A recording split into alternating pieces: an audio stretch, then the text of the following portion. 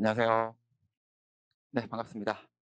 프라임업 학원 간편 스터디 2기 1주차 실무 강평 시작하겠습니다. 네, 반갑습니다. 저 여준 평가사입니다. 이제 새해가 밝았고요. 또 새마음 새뜻으로 또 1 월부터 공부를 열심히 하시기 위해 가지고 또 이렇게 스터디를 나오셨죠.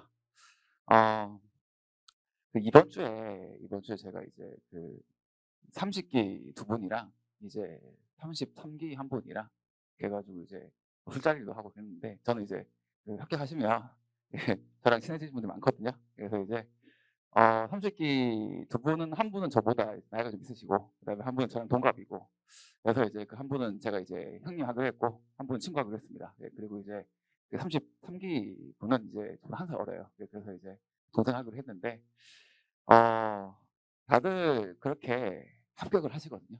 합격 다 해요 진짜. 합격 다 하시거든요. 그래서 이게 공부할 양이 많고 그다음에 뭔가 어렵고 사실 오늘도 이제 문제가 뭐 어떻게 보면 이제 전연차분들은 좀 어려워요. 그렇죠. 그럴 수 있습니다. 그래서 어렵고 공부할 게 많고 그다음에 시간은 없고 그다음에 경쟁률은 참 치열한 것 같고 그리고 또 걱정이 많으신 분들이 이제 합격한 다음에도 '취업하기 힘들다.'는데 뭐 걱정도 하시고 이렇게 걱정이 많으신 건데 일단은 합격한 뒤의 일은 합격한 뒤의 일이고요. 합격 자체는 그렇게 멀리 있지 않습니다. 주변에 참 다 있고 나도 거기가 될 거거든요. 그래서 이게 뭐 수험생이 7천 명이니 1만 명이니 하고 그다음에 합격생이 뭐 200 명이니 190명 주니 이런 얘기를 하는 건데 사실은 확률이란 거는요. 나 스스로에 대한 확률밖에 없어요. 1 아니면 0 이거든요. 그래서 여러분들 전부 다 합격을 하실 거니까 새해부터 힘차게 공부 잘 해 주시기 바라겠습니다. 자, 그 말씀드렸고 우리 자료가 지금 여러 가지가 나가는데요. 처음 오신 분도 계실 거니까 조금 안내를 드리도록 하겠습니다. 우선 강의 계획서 먼저 보겠습니다. 강의 계획서 보시면 이제 어 뭐 좋은 말 많이 써 놨는데요. 우리 요거 한번 볼게요. 지금 요건 약간 내용 설명 같은 부분이니까 좀 나중에 말씀드리겠습니다. 좀 안내를 드리면 이제 안내사항만 먼저 말씀드리면요. 여러분들이 오셔서 이제 준비물이야 당연히 뭐 이제 문제 푸셔야 되니까 계산기랑 펜 들고 오실 텐데 핸드북은 꼭 지참하셨으면 좋겠습니다. 핸드북 가져오셔 가지고요. 제가 설명을 드리는 파트에서 핸드북에 바로 필기해야 될 부분이라든가 혹은 아직 기본적인 내용들이 정리 안 되신 분들은 핸드북에 적혀 있는 산식을 보면서 이렇게 강평을 들어야 좀 효율적이거든요. 그래서 그 책은 꼭 챙겨 와 주시기 바라겠습니다. 자, 그리고 이제 그 첫 장 가장 아래쪽에 보시면 그 수험 상담 및 상담 예약이라는 게 있는데 제가 이제 이 토요 스터디가 끝나고 나면 이제 대면 상담을 해 드리거든요. 그래서 이제 뭐 미리 신청만 하시면 짧게는 30 분에서 길게는 1 시간 정도 해 가지고 제가 가회를 해 드립니다. 그래서 일단은 공부를 시작하신 지 얼마 안 되신 분들은 수험 계획 자체가 궁금하신 거잖아요. 그래서 이제 수험 계획 상담 좋고요. 그래서 이제 수험 스케줄을 제가 짜 드립니다. 짜 드리고 그다음에 수험 계획이 정해지신 분들은 이제 공부를 하고 내용 질문이 많을 건데 제 패스 책을 이제 평소 해독하시는 분들 그다음에 기출 문제 푸시는 분들 그리고 스터디 문제 풀면서 이게 뭐 방송 듣고 답안 보고 뭐 문제지 답 보고 하면 이해가 되는데 궁금한 거 사실 많잖아요. 그런 거니까 그런 것들을 좀 미리 착 정리를 하셔 가지고 1 시간 정도 분량이 생길 것 같으면 미리 한 2주 정도 전에 이제 저한테 카톡이나 문자 주시면 제가 바로 이제 다 1 시간 동안 다 해 드리겠습니다. 그래서 요거는 활용하시면 되게 좋아요. 어 지방에 계신 분들이야 직접 이제 저를 보실 수가 없으니까 이제 카페에다가 질문글 많이 올리시는데 뭐 그분들 그렇게 올리시는 게 되고요. 근데 대면으로 여기 오시는 분들은 제가 볼 때는 궁금한 거 생길 때마다 카페에다 글을 올리는 거는 되게 좀 비효율적이거든요. 그러다 보니까 좀 많이 모았다가 그리고 저한테 이제 질문하러 오실 때는 한번 스크린하고 오실 거잖아요. 그때도 뭔가 실력이 늘거든요. 그러면서 이제 1 시간 분량 저랑 딱 이제 같이 이제 딱 하고 나면 그 1 시간을 저랑 함께 보내기 전과 후가 다른 사람이 되어 있어요. 그렇거든요. 그래서 고거는 좀 잘 활용하시기 바라겠습니다. 그래서 제가 이제 토요일은 시간을 다 써 가지고 여러분들께 이제 해 드리는 부분인데요. 조금 이제 아쉬운 부분은 제가 여기도 이력도 보시면 아시겠지만 제가 저희 회사에 저기 인천 지사장이에요. 그래서 이제 협업 실무도 제가 정말 많이 하거든요. 야근도 많이 하고 그러다 보니까 그 카톡 질문은 제가 사실 답변을 좀 해드리기 힘듭니다. 그래서 그거는 좀 양해 부탁드리고 대신에 이제 토요일 통해서 이렇게 좀 뭐랄까 시간 잘 활용하셨으면 좋겠습니다. 아 그리고 급하시면 솔직히 전화하셔도 돼요. 진짜로요. 그건 괜찮아요. 그 정말로 정말 위기 상황이다. 위기 상황이고 이거 정말 궁금해 미치겠다. 그다음에 지금 당장 뭘 해야 되는데 2주 뒤에 상담을 하면 뭔가 너무 늦잖아요. 그런 경우에는 전화 주시거나 하면 제가 그때는 전화로 바로 해가지고 상담도 해드리고 지금 당장 급하시니까 우선 패스를 일단 초급을 한 바퀴 돌리세요. 이런 얘기 드리거든요. 그렇게 봐주시면 좋을 것 같습니다.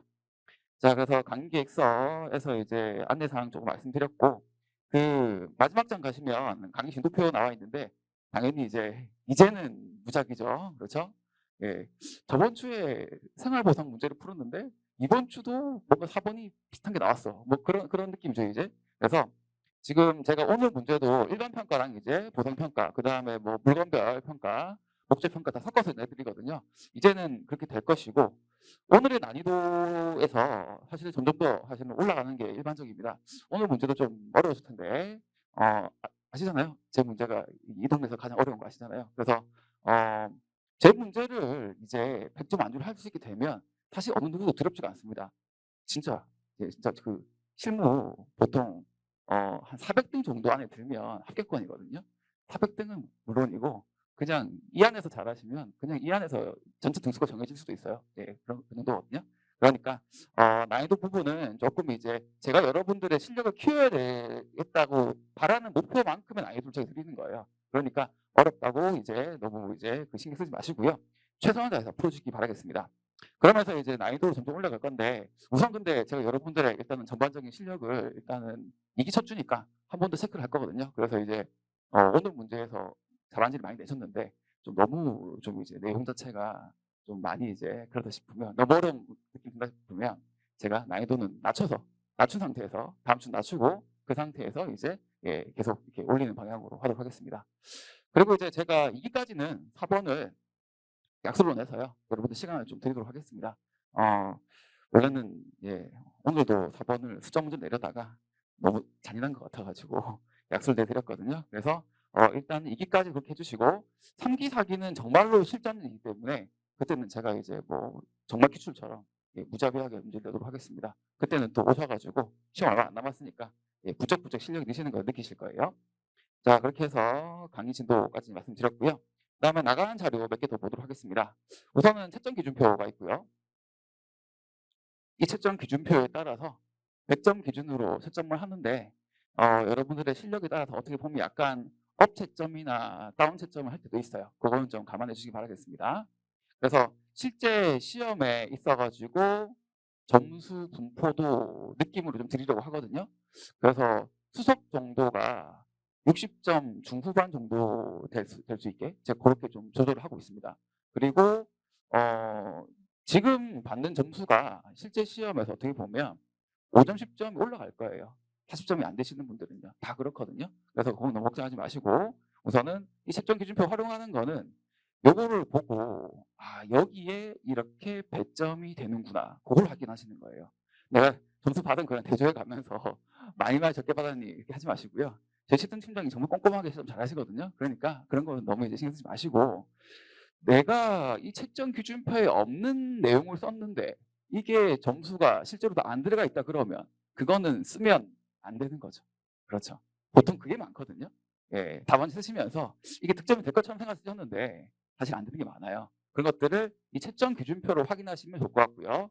이 안에서도 쉬운 부분은 배점이 적고 어려운 부분은 배점이 큽니다. 그런 부분까지 고려가 되어 있는 거거든요. 그래서 그것까지 확인하셔가지고 이렇게 채점 기준이 정해지니까 나는 답안지를 이렇게 써야 되겠구나. 혹은 더 나아가서 시간이 정말 모자라서 1분 남았어요. 그럼 뭘 써야 될까? 뭘 써야 될까? 하다가 그걸 쓰는 거죠. 100점이 될 만한 거 쓰는 거예요. 감정평가 개요 쓰시고 기준 시점 쓰시고 시장가치 쓰시고 할 게 아니라 단 1점이라도 더 얻기 위해서 핵심이 되는 점수를 받는 거를 얻어가야 되는 거예요. 그래서 그거를 이제 채점한 결과를 받으시고 채점 기준평가를 보시면서 매주 이렇게 좀 확인해 주시기 바라겠습니다. 그래서 이제 요거랑 관련된 게 뭐냐면 아까 제가 그 강의 계획서에 그 두 번째 장 보시면 3페이지 내용인데요. 그래서 이제 2기의 목표를 우리가 정해야 돼요. 아쉽게도 이제 아직 그 연기 1기를 소화하지 않으셔서 연기 1기 지금 보면 목표들이 있거든요. 이 목표를 소화하지 못하신 분들은 어쩔 수가 없습니다. 따라와 주셔야 되고 연기 1기 부분들을 채워주셔야 돼요. 근데 이제 우리가 지금 작년 4월부터 기본 강의를 같이 따라오면서 연기부터 쭉 같이 오신 분들의 목표는 지금 이 2기 여기입니다. 여기고요. 네, 여기 핵심은 뭐냐면 이제 논점, 점수 될 만한 것들에 대해서 더 강조해서 쓰는, 혹은 점수가 안 될 만한 것들은 과감하게 버리는 그런 연습을 하는 게 지금 2기가 되겠습니다. 뭐 산식 연습하고 오늘도 뭐 삼방식 전체 구조가 아직 아른아른거리고, 그다음에 뭐 2번 문제 같은 거 직접 하는 법 하는데 요 직접 하는 법 산식 구해 못 하시고, 이런 건 이제 우리 지금 이게 목표는 아니에요. 이건 너무 당연히 하셔야 되는 거거든요. 요거는 기본적으로 했다고 치고, 그다음에 우리 목표를 이 논점 파악과 그다음에 이제 문제 응용력이라고 되어 있는데, 말은 좀 이제 그럴듯하게 쓴 건데요. 그래서 문제를 분석 쭉 하면서 문제가 이거 묻는 거고 답안지 이걸 써야 되는구나, 요거를 파악하는 거예요. 그걸 말씀드리는 거니까 반드시 이번 2기 때는 요거를 잘 챙겨 주시기 바라겠습니다. 자, 그리고 나가는 게 또 채점 후기 나가거든요. 채점 후기, 채점 기준표, 그 원투 이렇게 나가는데 요거 잘 활용하셔가지고요. 요거를 보통 이제 또 제가 이제 압축해가지고 이렇게 드리거든요. 그러니까 요거 오려가지고 이렇게 핸드북에다 붙이셔가지고 또 서브 만드신 분들 많거든요. 그 작년에 또 합격을 하셔가지고 서브를 예쁘게 만드신 평가사님께서 이제 뭐 정상도 사랑을 잠 찍었는데, 거기에 그분이 만든 예쁜 서브가 있어요. 거기에 이제 여기 다 붙어 있거든요. 그래서 그렇게 활용해 주시면 좋겠습니다. 네. 그리고 뒷장에 저기 우리 채점 팀장님 김채림 평가사 34기신데 스터디 매니저 운영하고 있거든요. 그래서 이제 다 합격하신 분의 생생한 어떻게 보면 수험 상담도 들을 수 있으니까 이것도 이렇게 연락하셔가지고 따로, 그러면 이제 뭐 주말이나 해가지고 아마 시간을 잡아 드릴 거예요. 오셔가지고 상담 받으면 좋겠습니다. 아주 똑똑하신 분이에요. 아주 똑똑하신 분이에요. 자, 됐고, 그 다음에 최고 답안, 보통 답안 나가잖아요. 자, 최고 보통 답안 나가는데, 최고 답안은 당연히 이제 1등이 나갑니다. 이거 어쩔 수가 없습니다. 계속 1등을 하셔도 어쩔 수가 없습니다. 빼달라고 해서도 저는 안 빼드릴 겁니다. 그래서 1등 하시는 분은 당연히 이제 자기 답안을 자랑도 하시고, 그 다음에 뭔가 그렇잖아요. 좋다고 하실 텐데, 이렇게 1등이 아니신 분들이 이 답안지를 보고 활용하는 법은 이 답안지를 따라하는 게 아닙니다. 물론 엄청 잘하셨어요. 잘하셨는데 따라할 거는 제가 드리는 예시 답안을 따라하셔야 되는 거고, 그래서 공부 방법 중에서 좀 이제 따라오기 힘드신 분들은 그 일요일에 제 문제를 다시 펼쳐놓고요, 이 답안지를 똑같이 한번 써보시는 분 연습하시는 분도 계세요. 그럼 실제 되게 다 그러거든요. 눈으로 보고 이렇게 써야 되는 거 하는 거랑 실제로 이 답안지 그대로 쓰는 거랑요 되게 달라요. 그래서 여러분들 따라하셔야 되는 건 예시 답안이고, 최고 답안에서는 이제 노하우를 이분은 이렇게 쓰는 노하우가 있구나, 이런 거를 이제 살짝 가져가시는 거죠.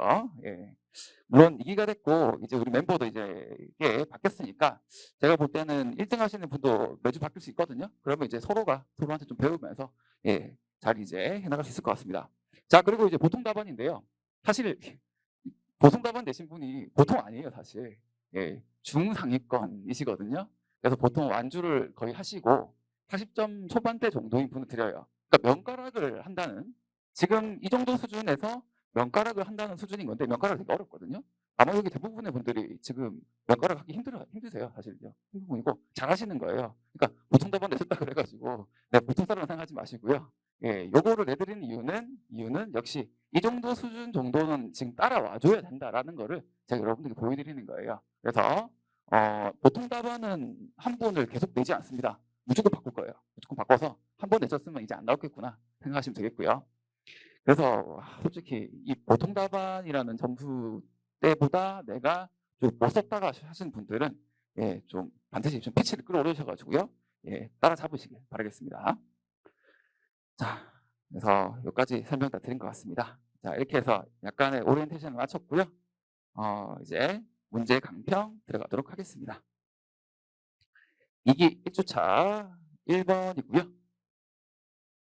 토지의 평가죠. 토지 평가.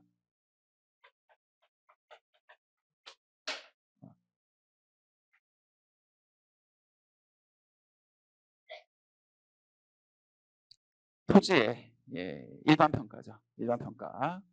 그래서 이 토지를 평가를 하는데, 자, 물음이 이제 두 개 구조로 나눠져 있습니다.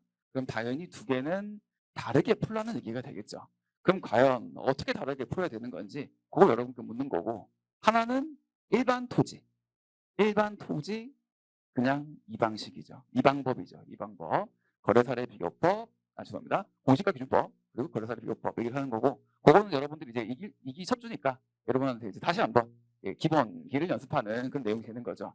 자, 근데 이제 2기가 되었으니까 이제는 공짜로 가는 문제는 없습니다. 공짜 한 방식은 없어요. 그래서 이제 두 번째 물음이 이제 어떻게 보면 1번 안에서 고득점과 평범한 점수와 그리고 과락과 이걸 나누게 되는 키워드거든요. 자, 오늘 문제 1번에서 물음 1을 소화하지 못했다 한다 그러면 사실은 과락입니다. 그건 어쩔 수가 없고요. 자, 근데 문제 1번을 잘 풀어내고, 물음 1번 잘 풀어내고 물음 2를 적번 어느 정도 하시면 면과락 가능합니다. 16점이 넘기는 거예요. 넘기는 것이고, 자, 그래서 이제 물음 2번을 잘 소화하면 이제 25점 이상의 9점이 나오는 것이고요. 소화하지 못하면 16점 원짜리 점수가 나오는 이제 그런 이제 내용이 되겠습니다. 이제 기호 3, 4번 물음 2는 대지 지분을 평가하는 거거든요.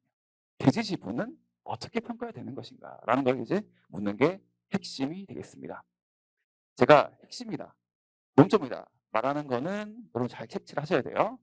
보통 제가 이 문제 안에서 가장 큰 논점이고 과락이냐 아니냐, 아니면 이제 상류층으로 가냐 중산층으로 그냥 그대로 있냐라고 이제 하는 그 세 가지 과정 안에서 핵심이라고 말씀드리는 거는 여기로 가는, 가장 위로 가는 내용을 말씀드리는 거예요. 그래서 1번 문제는 물음 위에 대지분 평가가 핵심이다라는 걸 말씀드리고요. 자, 그리고 이제 제가 논점이라 말씀드리고 소논점 말씀드리는 거는 왜 거사비를 하는데 뭐 사전 보정하고 뭐 이런 거 있잖아요. 뭐 시점 보정 같은 거, 시점 보정 뭐 말고 뭐 사전 보정인데 뭐 배분법도 하고 뭐 철거기 보정도 이런 것들 있잖아요. 조그만 거. 그런 것들이 제가 논점이라고 부르거든요. 그거는 이제 따박따박 0.5점, 1점씩 챙기는 그런 내용들을 말하는 거죠. 이것도 안 챙기면 은근히 손해가 큽니다. 그래서 큰 구조를 맞추면 일단 면과락 그냥 되는 건데, 거기서 따박따박 맞추면 이제 점수가 계속 올라가는 거죠. 그렇게 말씀드리는 거니까 그거까지 참고하시면 좋을 것 같습니다. 자, 그래서 오늘 물음 1번과 물음 2번을 이제 대조하는 게 되겠고요. 물음 1번은 그냥 뭐 특별한 내용이면 특수토지라 부르는데 특수토지가 아니잖아요. 그래서 이거랑 비교해서 그냥 일반 토지 이 방식이라고 하겠습니다. 이렇게 좀 오해했으니까 그냥 토지 이 방법, 공시가기준법, 거래사례 비교법 하게 되고, 물음 2번은 토지인데 구무소유 부동산의 대지 지분이고 요거를 어떻게 평가를 할 것인가라는 부분이 이제 구분 소유 부동산의 전체 가액에서 배분 토지 가격 배분 비율을 곱해서 평가한다. 이제 요거를 이제 말하는 것이죠.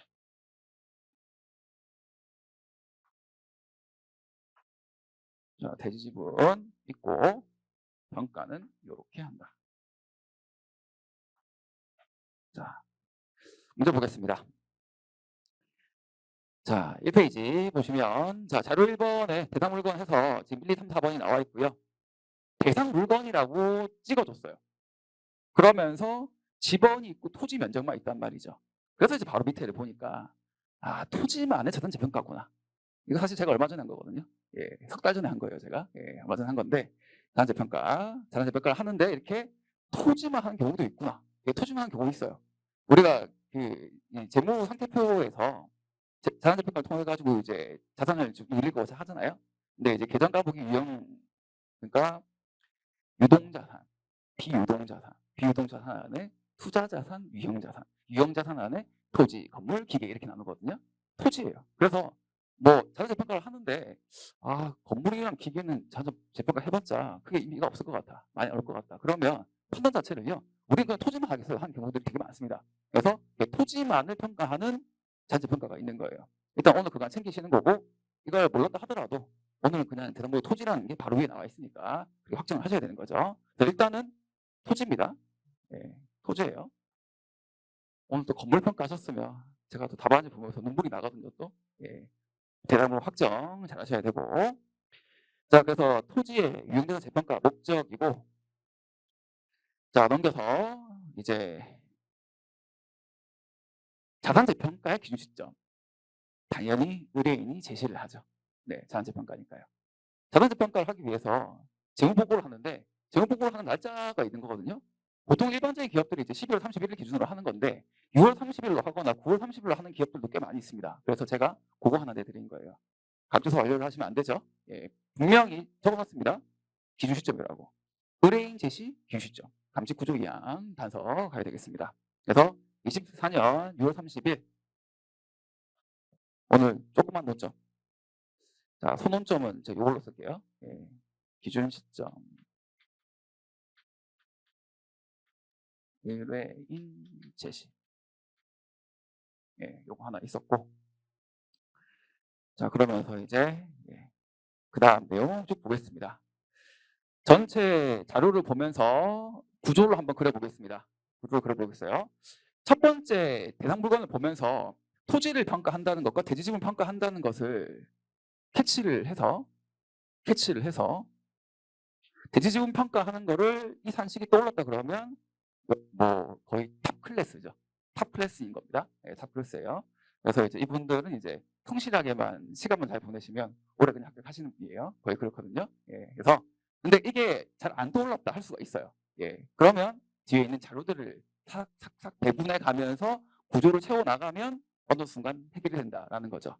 자, 보겠습니다. 자, 자료 이번 조사사항 보시면 자, 토지 관련된 것들이 쭉 나와요. 먼저 토지 등기 대장 토의계 그리고 건물 관련된 것도 나와요. 근데 건물은 이제 어떻게 보면 토지에 대한 내용을 보조해 주는 자료라고 보시면 더 맞겠고요. 그러면서 이제 집합 건물 등기 대장도 나와 있습니다. 그래서 일단 여기까지 관련 공부 쭉 다졌다라는 부분이고요. 그래서 확정해야 될 추가적인 내용이 있다 그러면 이 공부를 가지고 이제 확정을 해야 되는 거죠. 자, 넘겨서 실제 조사 상황 그림이 있습니다. 여기서 내가 뭔가를 판단을 하는 건데 이제는 우리는 이런 그림을 보면 보통 알 수가 있어요. 이거 형상이랑 도로 조건을 판단하게 하는 거네. 이거 알 수 있죠. 그래서 일단 그렇게 생각만 해두시고 넘어갑니다. 자, 그리고 자료 3번으로 갑니다. 표준 공시지가. 공시지가 기준법. 네. 당연하겠거니 하는 거죠. 자, 그럼 넘겨서 자료 4번에 자, 거래 사례가 나와 있는데 복합 부동산 나와 있고 구분 소유 부동산 나와 있어요. 그리고 복합 부동산 자료를 쭉 보면 이제 토지 단가로 이미 배분이 되어 있습니다. 예, 배분돼 있는데 또 배분 안 하셨겠죠? 제가 의심스러워가지고 그러실 수 있어요. 오늘 제가 난리가 났었는데 아니 개별요인표를 제가 이거 마지막에 한번 고쳤거든요. 베터분들한테 베터도 거치고 마지막에 다 한번 고쳤는데 제가 개별요인표를 안 고쳤네요. 그래가지고 오늘 아침에 샤워를 하다가 문득 안 보신 것 같은데? 보신 것 같은데?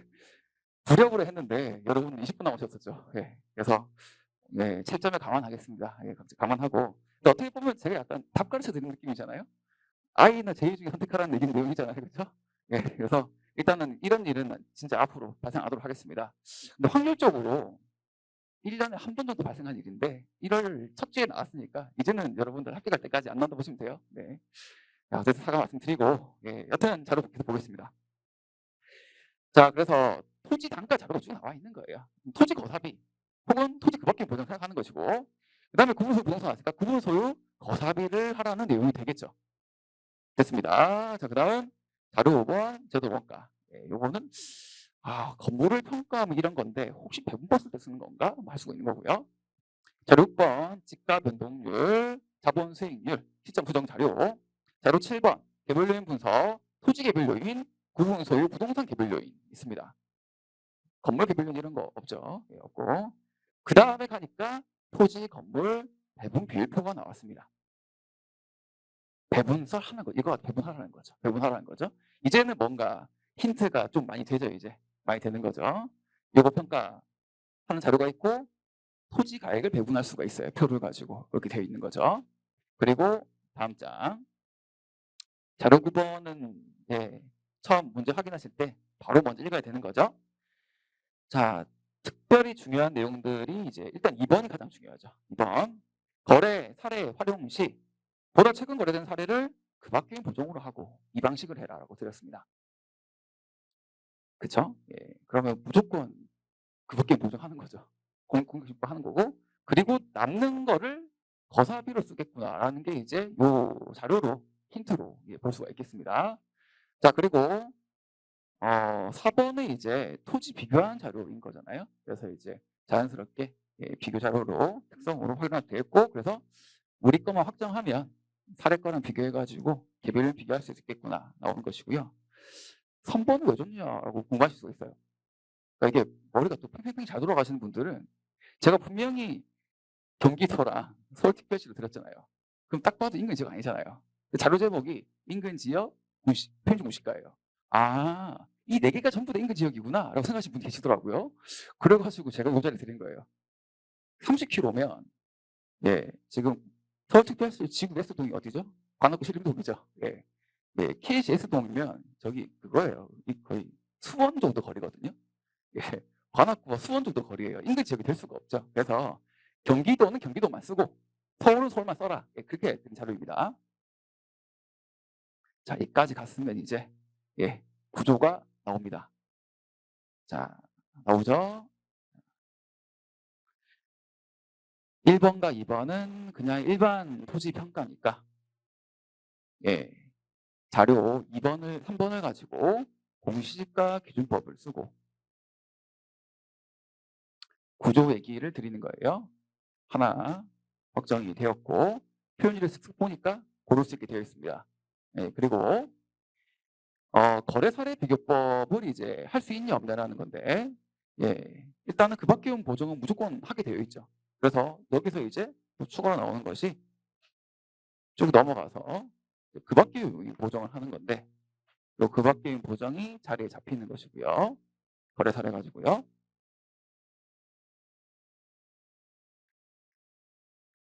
그리고 남는 거래 사례 가지고 요 자리가 확정되었습니다. 조성원가법, 개발법, 나머지 잔여법 이런 것들에 대한 자료는 없죠. 여기가 끝이 되겠습니다. 자, 이렇게 해서 자료를 일단은 1, 2번 것만 먼저 배분했어요. 그래서 제가 1, 2번을 물음 1로 먼저 드린 거거든요. 이거 먼저 해결하시고 물음 2로 넘어가면 생각보다 그렇게 어렵지 않다라는 거니까. 자, 그래서 남는 자료만 좀 보겠습니다. 자, 자료 3번에 3번, 4번이 남아요.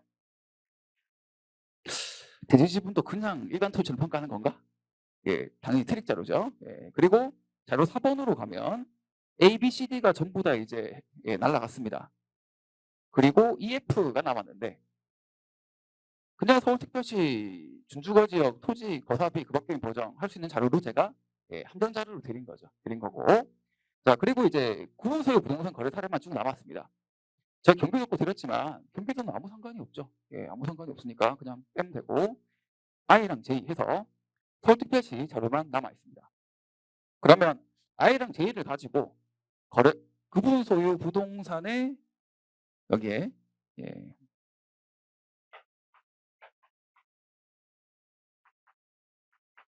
가액을 구할 때 원칙적인 방법인 거래사례 비교법을 할 수가 있는 거죠. 머릿속에 공서분의 3방식이 쭉 떠오릅니다. 쭉 떠오르면서 일단 거사비는 할 수 있네. 됐죠? 이 거사비 해가지고 가격이 나오고 그 다음에 자료 8번에 배분 비표를 쓰면 그냥 대지주분 가격이 나오겠네. 급하면 이것만 하고 끝. 예. 자료가 더 있을 수 있잖아요. 구분소유 부동산도 수익 환급할 수 있고 그 다음에 원가법도 할 수 있죠. 3방식이 쭉 떠오르지만 일단 급하면 원칙적인 것만 쭉 하고 이제 끝 내는 거죠. 그래서 이제 자료 8번과 지금 자료 4번까지 다 끝났습니다. 그 나머지 자료를 보니까 그래서 이제 자료 5번은 처음에 대상 물건 확정을 할 때 토지인 것을 픽스를 못하면 함정이 되는 자료구나. 함정이 되는 자료구나. 그리고 토지인 걸 알았어요. 이제 좀 빼버렸죠. 그럼 나머지를 쭉 해결해보면서 나머지에 쓰지 않는 자료들은 물음 위에서 잘못된 길로 가게 만드는 함정 자료구나. 이렇게 알 수가 있는 거죠. 그렇게 쭉쭉 배분하고 나면 자료가 남지가 않습니다. 제가 연기 1 때까지는 거의 함정 자료는 거의 드리지 않고 전부 다 활용하게 안 드리거든요. 근데 이제는 정확하게 알지 못하면 아예 엉뚱한 길로 빠지게 나가는 자료까지 다 드립니다. 그래서 이제는 그거를 구분해가지고 전체 구조를 잘 잡으셔야 되는 거예요. 자, 그렇죠? 6번, 7번까지 자료는 뭐 별거 없으니까 이렇게 해서 전부 끝이 났습니다. 이제는 좀 세세하게 보도록 할게요. 자, 우선 첫 번째 요거 무릎 1번에 대한 부분이고요. 부분이고 대상 물건 확정을 먼저 하고 그 다음에 선언점들을 하나씩 짚어보도록 하겠습니다. 자, 대상 물건 뭐 일단은 공부조사 자료에서 봐야 될 것. 이 페이지에 토의계, 토지연계 확인서. 자, 일반 상업지역 이종일주. 아이고, 용도지역이 2개네요. 네, 용도지역이 2개죠. 그러면 용도 지역별 면적별 평균 단가를 하는 것이 원칙이고 시간 없으면 각각 구한 다음에 곱하기 해서 그냥 끝내자 하면 되는 거죠. 자, 일단 이게 가장 중요한 부분이었고 건축물 대장 등등을 위로 보아서 요거 업무시설의 부지구나, 업무용 토지구나 라고 알 수가 있는 거죠. 그 정도가 되겠습니다. 면적 같은 건 앞에 드린 자료랑 공부지 똑같으니까 이거는 이제 크게 볼 필요가 없는 부분이죠. 자, 그리고 한 장 넘겨서 지적계약도 보겠습니다.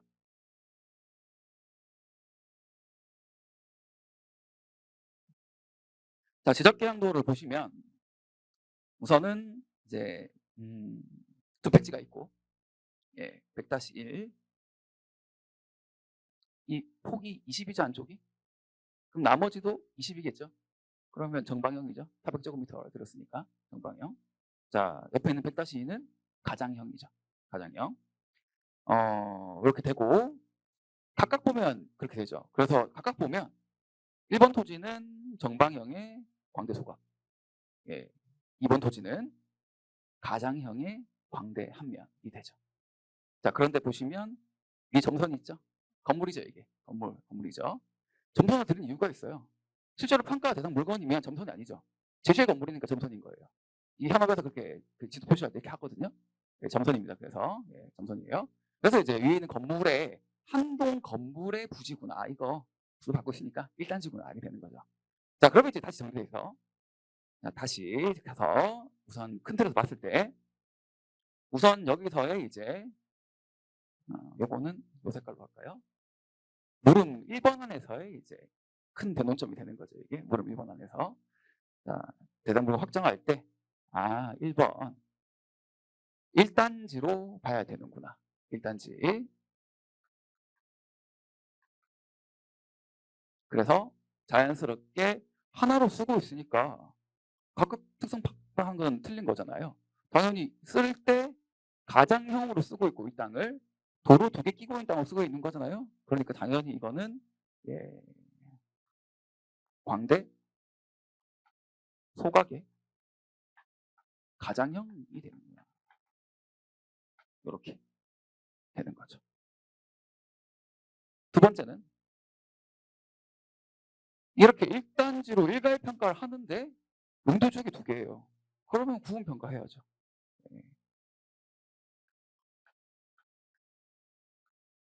1단지 역별 구분평가.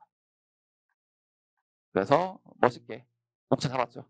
일괄평가, 감정평가, 구분감정평가. 딱 2개 목차 잡아가지고 우선은 이거는 2개인데 1개다라고 말하는 거고 물적으로 봤을 때 1개다. 그리고 공법적으로 봤을 때, 법적으로 봤을 때는 2개다라는 거죠. 이렇게 같으면 이거 하나만 내거나 이거 하나만 내는 거죠. 이기니까 동시에 내는 거죠. 여기서 여기 있다가 더 어려워지면 어떻게 되죠? 일부만 치고 지나가는 거예요. 치고 지나가는 거죠. 보상과 평가 알면 내면. 그러면 부분평가도 해야 되는 거죠. 세 개 다 중첩될 수가 있는 거예요. 예, 그래서 이게 논리가 잘 안 잡혀 계신 분들이 이제 질문이 많으신데, 그래서 제가 아예 정해드리려고 2주차 주차부터 그냥 아예 토지를 마스터해야 되는 거니까 정해드리려고 이렇게 그냥 바로 내버린 거예요. 제가 내드린 거거든요. 이렇게 용도지역을 평가를 하면 용도지역별로 특성을 확정해야 된다는 생각이 너무 많아요. 절대 아닙니다. 아무 상관이 없어요. 한 개로 쓰냐, 여러 개로 쓰냐. 한 물건 안에서도 다 쪼개 쓰고 있다 그러면 다 쪼갠 상태로 기본 특성 파악해야 되는 거예요. 그런 거거든요. 그래서 그런 부분들을 제가 오늘 테스트하기 위해 가지고 둘이 한꺼번에 이렇게 믹스가 되는 것을 드렸습니다.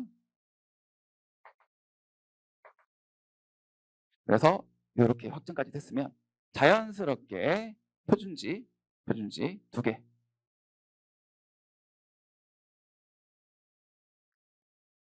표준지 1번과 표준지 2번을 선정할 수밖에 없고, 여기 따라서 거래 사례도 역시 A, 거래 사례 C. 보다 최근 걸 쓰라 그랬으니까 시점 더 빠른 거. 요거는 좀 시점 느린 거. 그래서 B, D 요렇게 되는 거죠.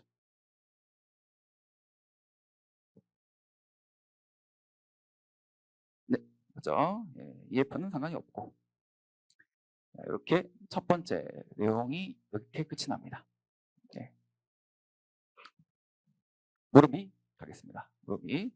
자, 우선은 요거 해야 돼요. 요 자리죠. 요 자리 할 때, 자, 오늘 제가 의도치 않게 힌트도 드렸고, 정답은 I가 되겠습니다. 우선 E랑 F는 같은 서울특별시에 있는 지역에 있지만 복합부동산으로서 통거래된 거예요. 토지 건물로 거래된 거죠. 그래서 이거는 구분소유 부동산이죠. 우리는 401호, 402호잖아요. 근데 EF는 그냥 통으로 거래된 거잖아요. 그래서 물건 유형이 다르죠. 못 씁니다. 못 쓰고, G랑 H는 이제 지역이 다르죠. 지역 유형 비교 불가로 쓸 수가 없습니다. 그 다음에 J 남았는데 판매시설이죠. 자, 우리 지금 살짝의 선언점인데, 공부상 보면 교육연구시설이라고 되어 있단 말이죠.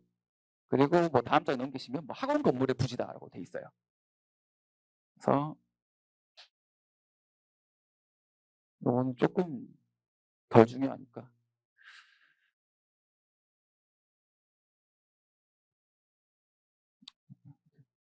이걸로 할게요.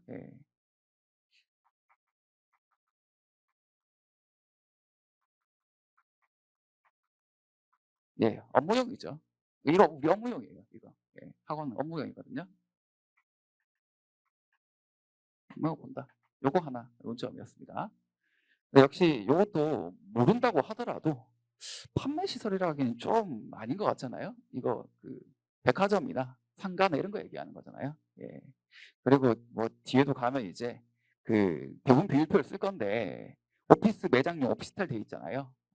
교육연구시설은 없단 말이죠. 그러면 어디에 가까운 것인가? 오피스에 가깝다. 바로 이제 그렇게 알 수 있겠습니다. 그래서 뭐 힌트를 하면 더 힌트인데, 그 함정자료인 편의점 공시가 보시면 업무용으로 되어 있잖아요. 업무용으로 되어 있죠. 그래서 역시나 교육연구시설은 업무용으로 보는 것이 좋겠다. 이겁니다. 자, 이거 거래 사례는 I를 선정하셔서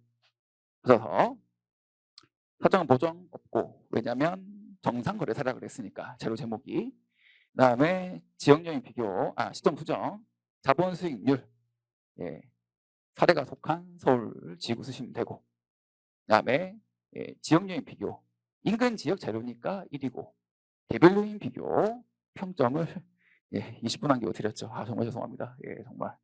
자, 어쨌든 아는 일 없을 거고, 그래서 개별 요인 비교까지 했고요. 그다음에 면적.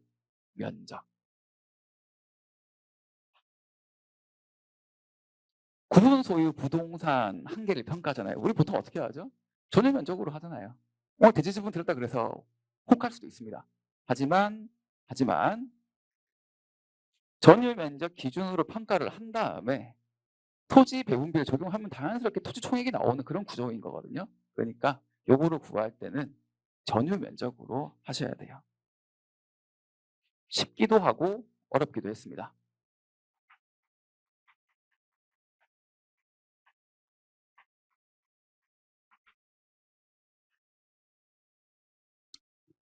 자, 되었고, 그러니까 제가 칠판에 안 써드리는 거는 기본이란 얘기예요.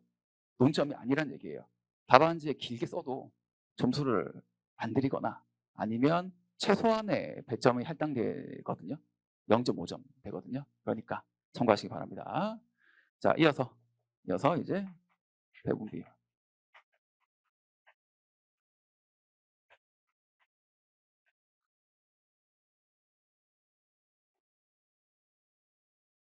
어렵지 않았습니다. 어렵지 않았는데 이제 이런 표 쓰는 것들이 이제 자주 쓰지 않으시니까 조금 헷갈릴 수도 있는 거죠. 뭐 자료 8번 가시면 공동주택 이건 딱 봐도 한동자료잖아요. 그래서 이게 날리고 아파트 날리고 밑에 있는 비주거용 쓰는 거고 서울 아니 오피스이고 서울이고 그리고 이제 쭉 앞에 보면 제가 15층 건물 드렸거든요. 15층 건물이라고. 그래서 11층 이상 구간 쓰셔야 되고 우리 해당 층은 4층이죠. 그래서 3에서 5층 사이로 쓰시면 되겠습니다. 3.4 대 6.6, 34%가 되죠.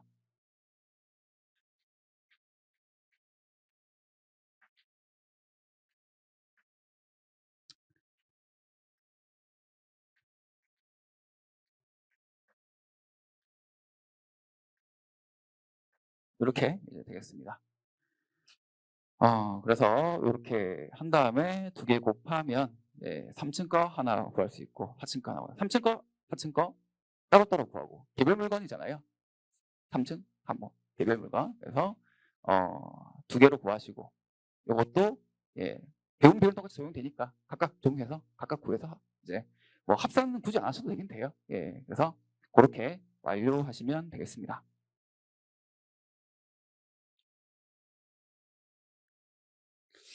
자, 답안지 보면서 다른 논점 조금씩 더 챙겨볼게요.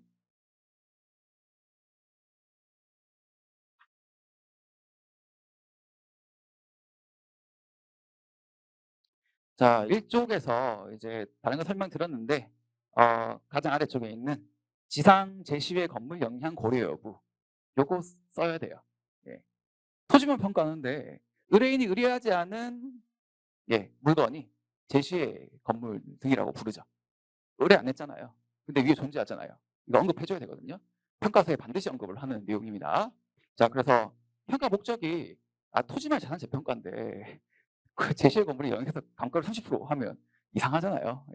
제가 감가를 드리려다가 말았어요. 그렇죠. 들었으면 또 감가하신 분 계실 수도 있는데 여튼 그래서 이거 토지만 자산 재평가니까 당연히 영향이 없습니다. 그러면서 이제 너무 당연한 내용을 두 줄 적어 놓는 거죠. 토지만의 자산 재평가 그리고 동일 소유자 이렇게 적어 놓는 거죠. 하천 소유자인데 법정지상권 성립되고 감가하고 이런 거 말이 안 되잖아요. 여튼 그렇지만 제시의 건물이 소재하는 것이 사실이기 때문에 언급은 해줘야 된다라는 거죠. 플러스 예.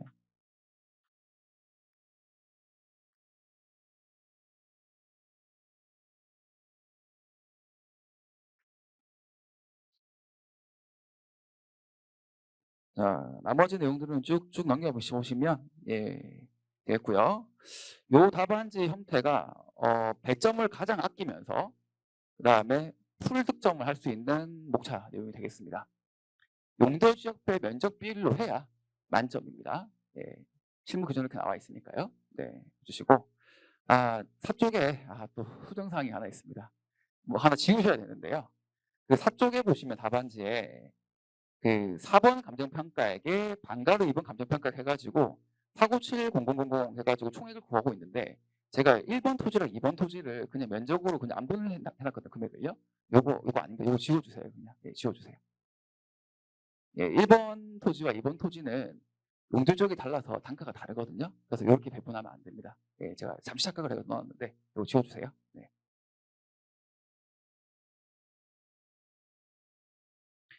자, 그리고 이어서 물음 2번에 쭉 내용이 나와 있죠. 해서 가장 핵심적인 부분 어떻게 평가할 거냐가 가장 핵심이잖아요. 예. 이게 아니 여기만 왜 이걸 쓰고 여기는 왜 공시지가금융법 하면서 거사명 공동성 왜 안 쓰냐고 물어보실 수 있는데요. 너무 당연하기 때문에 안 쓰는 거예요. 너무 당연한 내용이거든요. 그래서 쓰시면 뭐 가점을 드릴 수가 있는데요. 가점이 안 될 가능성이 높아요. 너무 당연한 얘기니까. 근데 이건 당연한 얘기가 아니잖아요. 이 문제의 논점이잖아요. 그러니까 얘기를 해야 되는 겁니다. 그렇게 얘기를 하고 그다음에 이제 넘어가서 구분 소유 부동산도 제가 평가 방법 써놨어요. 왜 써놨냐면 일단은 저기 배점이 15점이기도 하고 채워야 되는 부분도 있고 그다음에 이게 왜 썼냐면 이게 원가법을 하실 분도 혹시나 있기 때문입니다. 그래서 써놓은 거예요. 원가법 오늘 못 씁니다. 토지 건물 전체 총액은 어떻게 구할 수가 있어요? 있죠? 한도 전체를 구할 수 있는데 401호와 402호로 배분을 못합니다. 층별 효용비, 호별 효용비가 없어요. 효용비로 못 구하거든요. 그런 내용 때문에 써놓은 겁니다.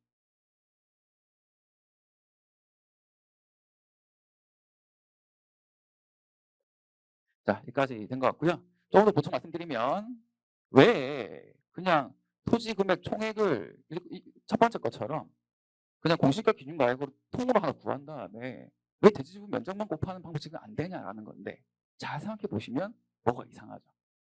우리는 401호의 대지지분이란 말이죠.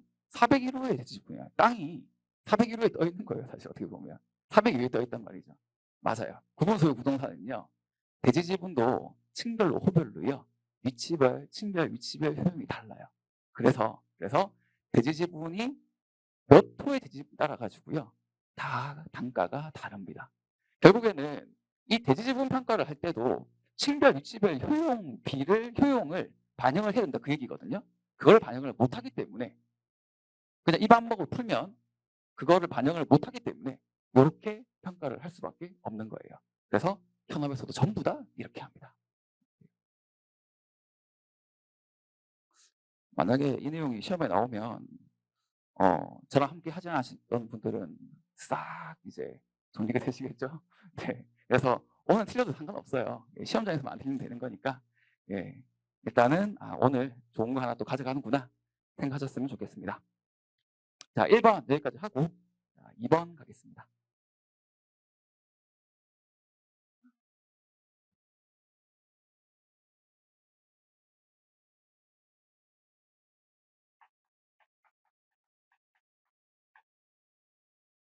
문제 2번 직접 하는 법.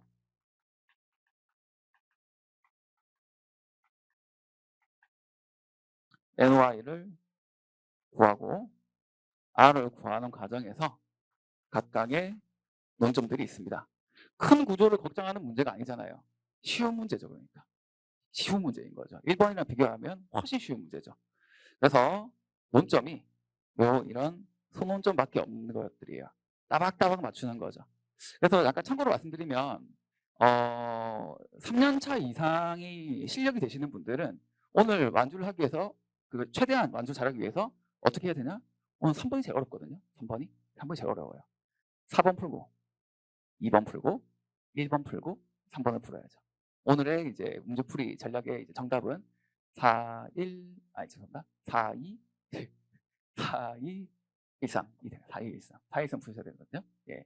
근데 여러분 또 완주하고, 그러니까 좀 점수를 좀 더 얻고 싶어가지고, 초년차, 2년차이신 분들이 그렇게 보시는 분도 계시는데, 초년차, 2년차 분들은요, 제가 볼 때는 이게까지는 그래도 1, 2번 위주로 푸셔야 돼요. 점수 좀 더 얻겠다고 4번을 막 이만큼 쓰셔가지고 20분 쓰시고, 3번이 좀 어려 보이니까 2번 와가지고 좀 풀다가 다문제 제출하시거든요. 실력 향상에 별로 도움이 안 돼요. 차라리 한 문제만 풀더라도 1번만 푸셔야 됩니다. 1번이 정말 어렵고 한꺼번에 많은 걸 생각을 해야 되는 거잖아요. 이런 게 해결이 잘 되면 뒤쪽에 있는 3번, 4번급 문제는 아무것도 아니에요, 사실. 근데 뒤에 쉬운 거, 가벼운 것만 푸는 연습돼 있었으면요.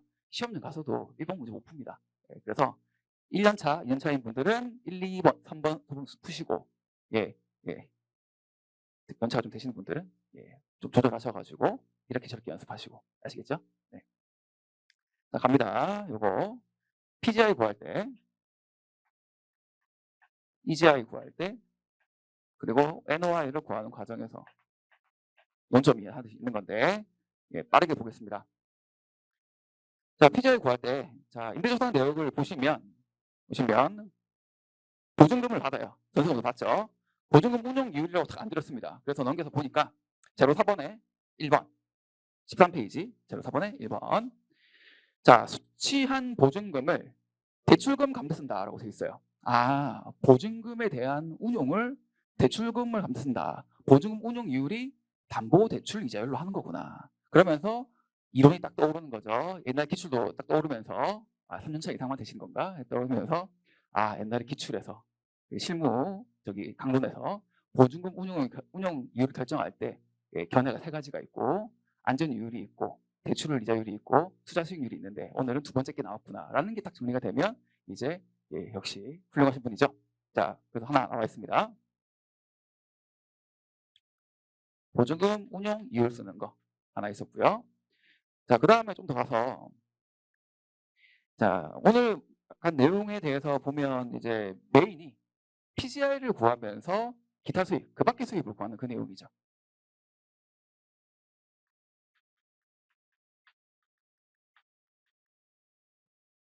주차장, 그 다음에 광고판, 현수막, 그 다음에 자동 판매기. 이렇게 4개 구하는 거.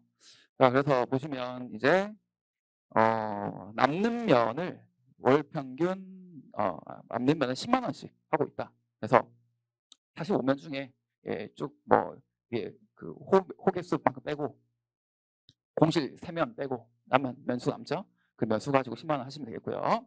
그다음 이어서 광고탑 1억으로 5년 계약했다. MC로 부르시면 되겠고 MC에 대한 이자율이 없어서 대출 이자율 쓰는 거 하나 있었습니다.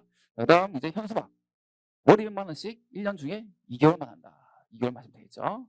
잘 보시면 자 주차장은 공실 내적 세면 광고탑은 공실이 없나 보다. 5년 내내. 그렇죠? 그리고 현수막하고 공실이 10개월이네요. 공실이 다 반영되어 있는 거예요. 또 밑에 자판기 나오죠.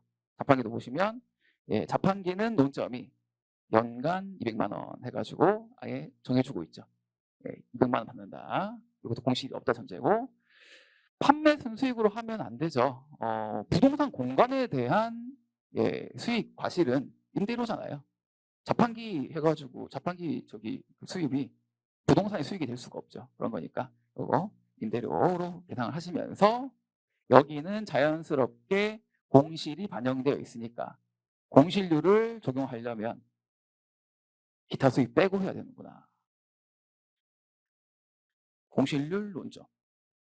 전체로 하냐? 요거 빼고 하냐라는 건데 요거 빼고 한다.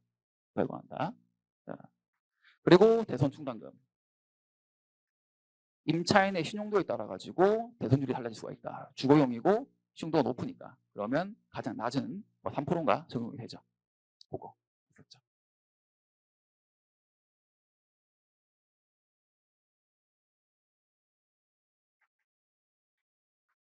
운영경비를 구해서 빼는 것까지 나오면 40점짜리 문제가 됩니다.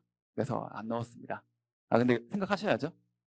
운영경비에는 용수수 세부대강인데 거기서 뭔가 논점들이 다 있잖아요.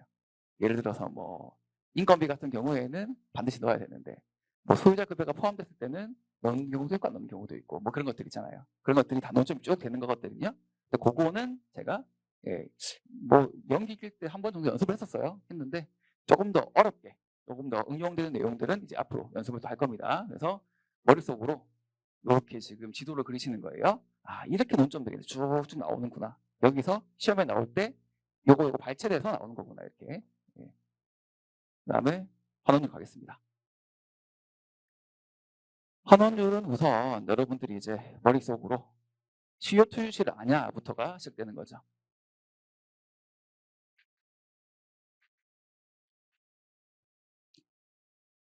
시장 추출법을 원칙으로 하되 원칙이에요. 원칙으로 하고 적정하지 않으면 요소구성법, 투자결합법, 유효총수승수법에 의한 방법, 그 다음에 시장 발표 환원율로 조정 결정할 수 있다라고 감정평가 실무 기준에 규정되어 있습니다.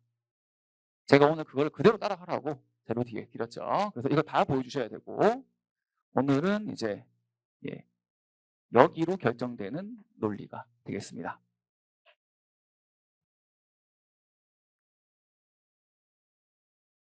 자료 2번에 가시면 12페이지거든요. 자, 거래 사례 개별 요인을 보니까 1, 2, 3, 4번 다 이상한 거예요. 1번은 사용 승인이 너무 차이가 많이 나죠. 옛날 건물이죠. 2번 같은 경우는 일부 자가라고 되어 있는데 이게 어떻게 처리된 건지 알 수가 없습니다. 그리고 3번 보시면 연립주택이에요. 그러면서 호개수가 반밖에 안 돼요. 연립은 한 호가 크잖아요, 면적이. 오늘은 원룸이잖아요. 당연히 임대료가 다르게 형성이 되겠죠. 그렇죠? 그리고 4번 예, 상가가 포함되어 있네요. 그러니까 예, 이 시장추출법은 구현은 하되 이걸로 결정을 할 수가 없었습니다. 근데 나머지를 좀 구해보면 지금 이제 정기예금 이자율 있고 13페이지 상단에 유비간자 있으니까 여기서 구성법 할 수 있고 그 다음에 부동산 가치 구성 비율과 토지건물 분리환율 그리고 지분 저당 분리환율이 주어져 있습니다. 예, 지분 저당 환율이 주어져 있어요. 구할 수 있게 되어 있습니다. 그러면 물리적 투자결합법, 금융적 투자결합법, 금융적 투자결합법은 예, 카지딘 방식 써야 정답이죠. 예, 로스는 이제 원금을 고려 안 하니까 그래서 그렇게 해주시고 유효총액 승수가 주어져 있습니다. 그래서 1-5R 나누기 유효총액 승수 해가지고 예, 현을 구하시고요. 한국 부동산원 발표 소득 수익률 우리 잘 알고 있는 실제 통계 자료가 되겠습니다. 분기니까 곱하기 4를 해가지고 쓰시면 되겠습니다. 됐죠? 네. 이거예요. 그래서 큰 구조는 정해져 있고 이 안에서 이 논점들에 대해서 판단을 해서 잘 넣을 수 있느냐가 이제 첫 번째고요. 두 번째 환원율 부분에서는 규정을 알고 있는지 그 규정에 따라 가지고 탄식 구현할 수 있는지까지가 기본이 되겠고 여기서 이제 예, 응용 그다음에 고점에 대한 판별을 한다는 거는 이 작은 논점들에 대해서 이제 얼마 세세했냐라는 부분이고 이 부분에서는 예, 이걸로 결정하지 않고 여기를 결정할 수 있느냐가 이제 큰 이제 갈림길에 있겠습니다. 예, 이렇게 정리하겠습니다. 2번. 자, 3번 가겠습니다.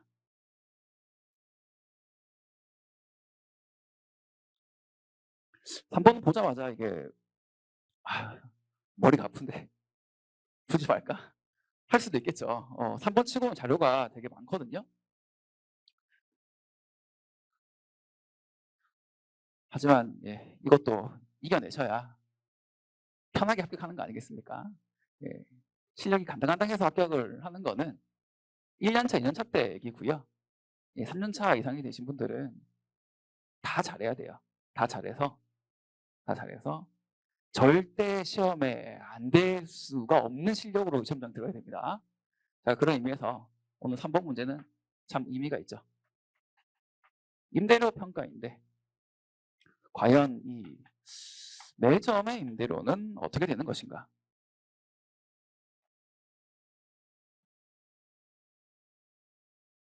임대료 평가, 임사비하고 적성합하는 건 산식은 이제 기본이 되는 것이고 오늘은 그 임대료 평가의 대상이 되는 물건에 따라 가지고 어떻게 예, 뭐 사례를 선택을 하고 선정을 하고 시점 수정을 어떻게 하고 지역 개별적인 비교를 어떻게 하는지 이제 그런 내용이 되겠고 오늘의 특별한 준원점은 매점이라는 것이고 매점의 개별 요인이 가장 중요한 오늘 논점이 되겠습니다. 핵심이 되죠. 핵심은 매점의 개별 요인. 합격을 하시면 반드시 만나게 되는 평가 중에 하나입니다. 그래서 요거 평가를 하시는데 어려워요. 엄청 어려워요. 처음 하시면 너무 어려워요. 공시지가도 없고 거래 사례도 없는데 이거 어떻게 평가해야 되지? 예, 하면서 학교 선배님 찾으실 텐데 아마 여러분들이 이제 합격하시고 나면 이 문제가 떠오르실 거예요. 그러면서 이제 편하게 평가하시면 되겠습니다. 우선 오늘 문제 구조를 따라가는 것도 중요합니다. 오늘 3번 문제가 이제 가장 어렵고 그리고 사실 가장 좋은 문제예요. 그래서 이 문제 구조를 따라서 이제 목차를 배치하는 것부터가 이제 변별력이 발생을 하는 아주 어려운 문제고요. 그 안에서 어떤 걸 잘 강조를 하고 어떤 걸 좀 이제 약하게 갈 것인지까지가 이제 필요하게 되겠습니다. 자, 그룹 1, 2, 3번 가면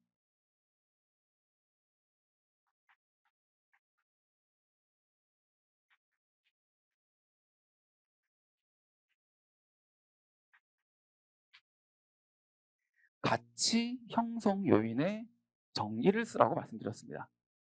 정의.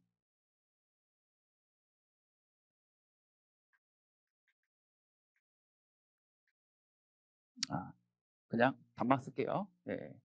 가처분 요인 우리가 잘 알고 있다시피 일지계로 정리 잘하고 있죠. 일반 요인, 지역 요인, 개별 요인 이렇게 되는 거잖아요. 그러면서 이제 정의라고 했으니까 정의면 어디 규정이 되어 있다는 뜻이잖아요. 예, 감정평가 실무 기준에 규정이 되어 있는 그 내용을 그대로 쓰셔야 이제 역시 100% 정답이 되겠고요. 개념을 써라, 의의를 써라, 뭐 그렇게 해버리면 좀 편하게 쓰셔도 돼요. 그렇지만 정의를 쓰라 그랬기 때문에 법적인 내용을 그대로 써야 만점이 되겠습니다. 이기라서 좀 정의를 드린 거예요. 이거 여러분 암기하셔야 되는 거잖아요.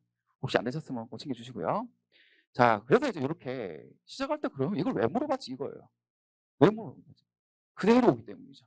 그대로 오기 때문이죠. 그래서 물음 2번에서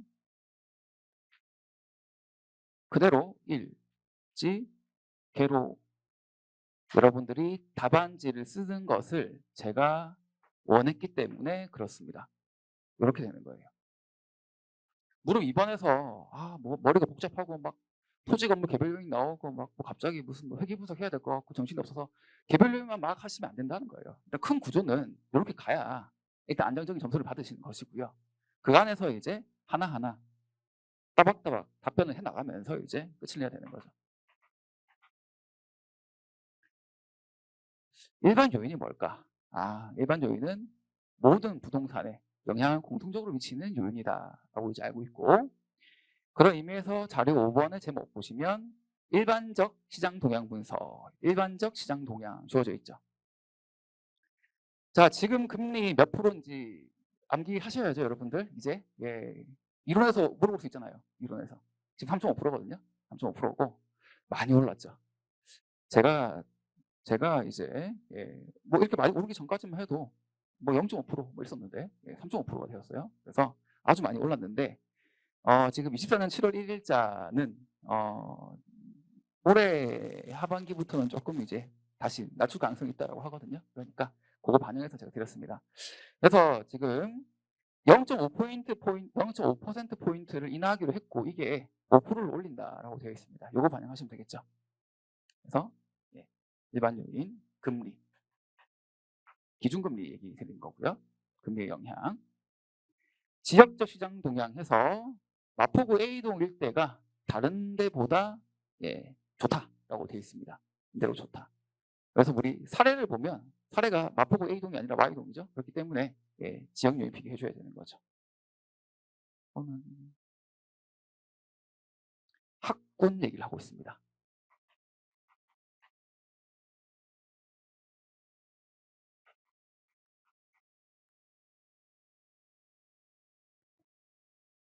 뭐 그렇잖아요. 이게 여러분 전문가가 될 것이고 지금 되고 있는 과정이시거든요. 그래서 뭐 맨날 암기하고 이렇게 그다음에 뭐 달달달 뭔가 이제 기계적으로 나오고 사실 그게 아니에요. 아니거든요. 예. 얼마나 중요합니까? 예. 금리가 몇 프로인지도 모르고 부동산 가격을 평가한다. 이 동네가 학군이 좋은지 안 좋은지도 모르고 부동산을 평가한다. 말이 안 되는 거잖아요. 참 중요하고 여러분들이 알아야 될 것들이거든요. 그래서 오늘 대표적으로 저는 실무 강사니까 실무로 해석을 해서 드리는 거니까 이 내용 잘 읽어보시고 어떻게든 이론으로 좀 활용해 봐야지라고 생각하셔야 돼요. 대표적인 것을 드렸습니다. 자, 그리고 개별 요인 갑니다.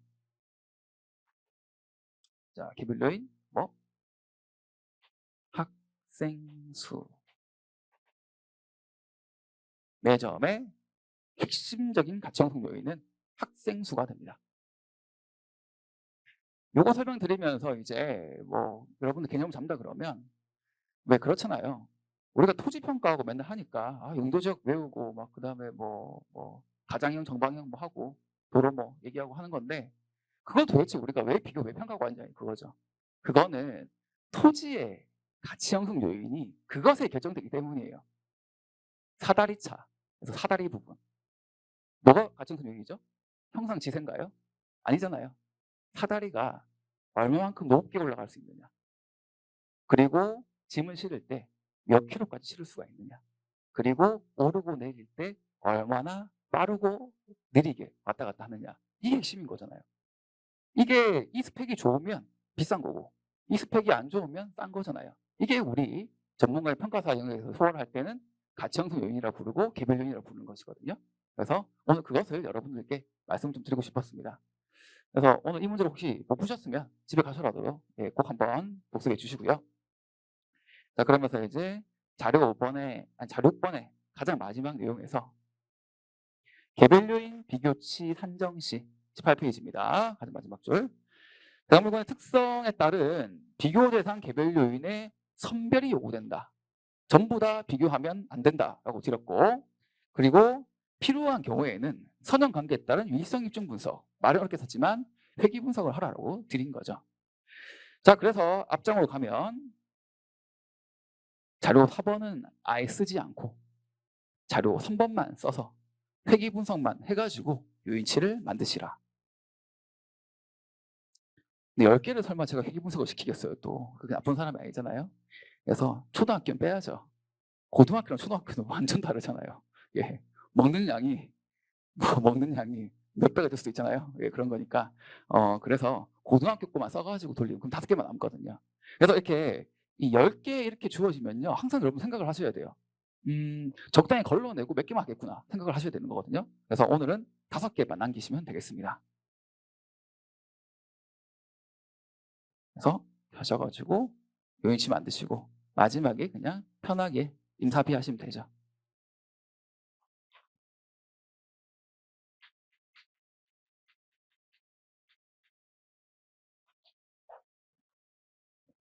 자, 물음 3번 얘기 드릴 때, 자, 여기에서 얘기 드리고 싶은 거는 이제 또 몇 개가 있는데, 실제로 현실에서 임대 사례를 구하기가 아주 어렵습니다. 아주 어렵고, 지금 일부 이제 카이스라는 감정평가 데이터베이스에 조금씩 등재가 되고 있긴 해요.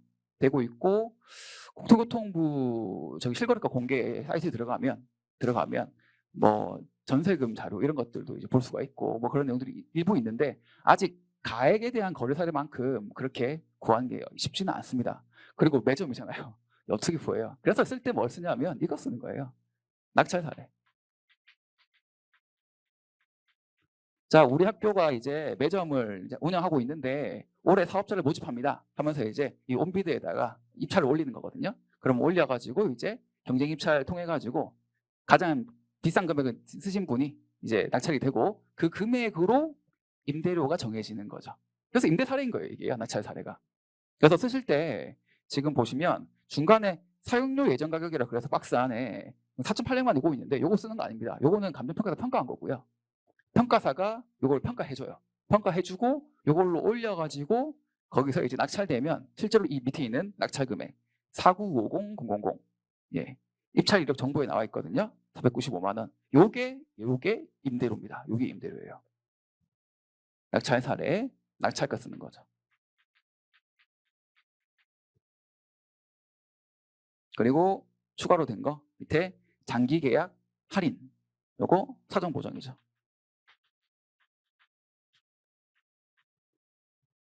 뭐 이 정도가 되겠습니다. 예, 사정 보정. 부가세는 포함 안 하죠? 부가세? 예, 생각하실 필요가 없고요. 자, 답안지 보겠습니다. 그래서 잘 보시면 이제 자, 물음 1번 일지계를 쓰시는 거고요. 일지계. 가치 형성 요인 전체에 대한 정의를 쓰는 것도 빼먹으면 안 되겠죠. 하고, 자, 그다음 밑에 물음 2에서 일지계를 그대로 구하시면 되는데 목차가 하나가 딱 들어가 있습니다. 요게 들어가야 논리적인 답안이잖아요. 자, 지금 뭘 썼냐면 임대 사례를 뭐 쓸지를 일단 먼저 얘기를 했고요. 그 다음에 긴 시점 얘기하고 있어요. 얘기하고 있거든요. 이거 왜 썼냐라는 건데, 일반 요인 할 때 일반 요인 내용 자체가 사실 시장 상황의 변화인 거잖아요. 이 시장 상황의 변화인 거는 어떻게 보면 이제 시점 수정이 반영될 수 있는 거거든요. 그렇기 때문에 지금 금리가 딱 우리 임대료 평가는 오늘 금리가 내린다고 했어요. 그러면 지금 상반기까지 임대료 지수가 지금 보합세라 그랬는데 사실 이부터는 보합세가 안 되겠죠. D부터는요. 보합세가 아니게 되겠죠. 그래서 여기 보합세로 반영이 안 되었던 부분을 지금 반영을 해야 되는 거예요. 사실 이 시점 수정에 이미 반영됐다 그러면 이거 넣으면 안 되는 겁니다. 넣으면 안 되는 거예요. 중복인 거니까요. 근데 반영이 안 됐기 때문에 시점 수정으로 넣어야 되는 거예요. 그래서 균시점을 써줘야 되는 거죠. 이건 두 번째 뭐죠? 지역요인. 지역요인 비교할 때 이거 미리 사례가 같은 동인지 아닌지가 되어야 비교할 수 있는 거니까 써줘야 되는 거죠. 그것 때문에 미리 써놓은 거예요. 예, 이런 목차도 반드시 필요합니다. 그래서 왜 점수가 난 다 쓴 것 같은데 왜 점수가 이거밖에 안 나오지라는 건데 이런 것들이 다 빠져서 점수가 없는 거예요, 사실. 예. 자, 그렇게 해서 나머지 내용은 여러분들께서 보시고 예, 복기해 주시면 되겠습니다. 자, 마지막 문제는 간단하게 말씀을 설명드리겠습니다. 이거 기출 문제거든요. 기출 문제. 기출 5회. 예. 30년 전 문제예요. 근데 너무도 기본적이라서 최근에 안 나온 것뿐이지 오히려 숫자로 나오는 거죠. 하지만 여러분들 이거 잘 쓰실 수 있는지 되게 궁금했어요. 그래서 제가 전범위 문제를 내드리면서 요거 한번 테스트를 해봤습니다. 자, 무허가 건축물 등 이 자체 평가를 하냐 안 하냐. 그리고 지금 답안지에 빠져 있는데 쓰시면 좋을 것 같아요. 이전비 원칙인데 예, 물건의 가격으로 이제 예, 그거 하는 거 그 내용도 지금 보상 기준 쓰라 그랬으니까 원가법, 이전비 뭐 이런 내용도 들어가야 예, 제가 볼 때 만점 될 것 같아요. 좀 빠졌는데 추가해 주시고요. 그다음에 그 부지 땅은 무허가 건축물이라 그래서 부지를 위해서 평가 안 하고 이런 경우는 없잖아요. 무조건 평가를 하죠. 평가를 하는데 이거를 이제 시행시 24조에 따라 할 거냐 아니면 975조 적용이 돼가지고 이제 적법하게 봐가지고 이제 넘어갈 거냐 뭐 그 내용은 이제 써주면 되겠고요. 영업, 무허가 건축물 영업 소유자 못 봤죠? 근데 임차인 특례가 있죠. 예, 그거 언급하셔야 되고 그다음에 생활보상 예, 저번 주 4번 문제랑도 유사한데 무허가 건축물이 들어간 거예요. 이거 그러면 받냐 못 받냐 하는 건데 받을 수 있는 거는 두 개밖에 없다. 거사비 특례 하나. 그다음에 이제 세입자인 경우에 일정한 거주기간 요건을 채우면 주거의존비 주는 거 이거밖에 없어요. 나머지는 전부 다 원칙적으로 안 됩니다. 쭉 가는 거죠. 그러면서 이제 오리지널 이제 뭐가 충분히 있고 89114 전 붙이고 오조 적용이 돼가지고 적법지된 것도 경우도 있으니까 다 언급을 해줘야 10점짜리가 탁 나오는 거죠. 이렇게 해서 약술 잘했길 이제 기대해 보겠습니다. 오늘 첫 주차고 이제 1월이잖아요. 다들 정말 새해 복 많이 받으셔가지고요. 좋은 결과 있기를 이제 기원해 보겠습니다. 그러면 이제 예, 다시 한번 같이 이제 잘 해봤으면 좋겠고 다음 주에도 뵙도록 하겠습니다. 고생하셨습니다.